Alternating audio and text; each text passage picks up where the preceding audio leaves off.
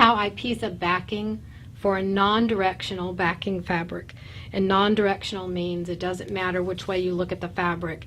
There's not an up or down side to it. If you had little boats floating across the river, they would all be facing the same direction. So when you piece it together, you want the boats to all be going in one direction, not up and down, unless that's your design choice. So we'll take how much fabric we need, and we're going to assume this is just one seam for this backing. It's not a large quilt, so we just need one seam. And we're going to pretend that this is an entire width of fabric. I've just made it smaller so you can see it better in the video. But here's the fabric as it comes off the bolt. Here's the fold, and here are the two selvages. So you measure off your length and double it, and that's how big you cut your piece.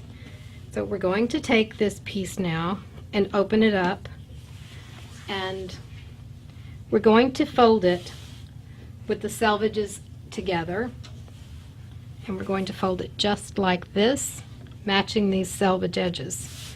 And it doesn't matter which side, this side or the other side selvage. It just doesn't matter at all. And we're going to stitch at least 1/4 of an inch away from the end of the selvage, and we're going to leave the fold here.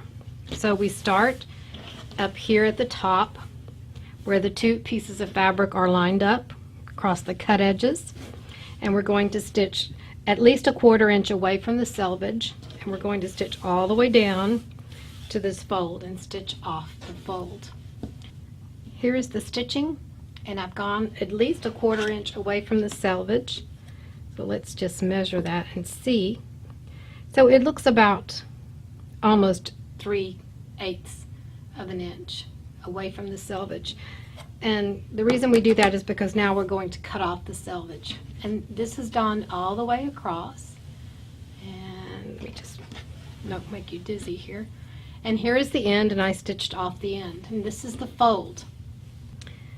And then we take the fold and we press on the fold. We're going to open that up in just a minute. But first we're going to cut the selvage off. Now you can do this with your scissors. I like to tear it, where I just snip it here and tear off the selvage, but a lot of people don't like that. But I'm going to show you using a ruler. Place the 1/4 inch mark of your ruler along your stitch line. So here's my stitch line, and here's my 1/4 inch. Got it all lined up, and now we're just going to trim it off 1/4 of an inch.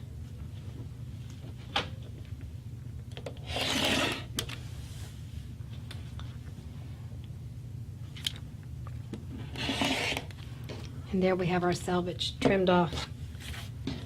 And we're going to turn this, and usually I use bigger scissors than these, but this is all I have here. Then we're just going to reach in here, and along the fold that we pressed, we're just going to cut. And we just cut right up to the stitching line. Now the fold has been cut, so we're open it up, and then we have our two pieces stitched together. And then we'll go to the iron and press this seam either to one side or open, whichever you prefer. And now you can press out the creases from the fold if you haven't already done that. And then you have your piece of backing fabric.